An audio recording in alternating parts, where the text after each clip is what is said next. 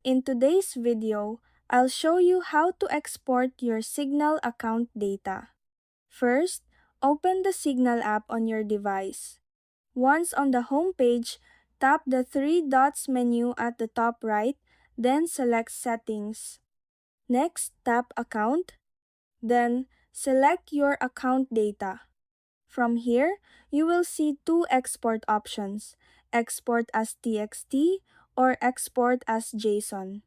For this example, choose export as TXT. Then tap Export Report.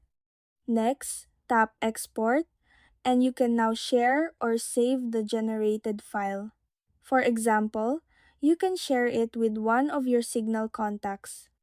Keep in mind that the exported file is not stored permanently, so make sure to save it to your device immediately. Also note that this report does not include your chat history or media files. And that's it. That's how you export your Signal account data.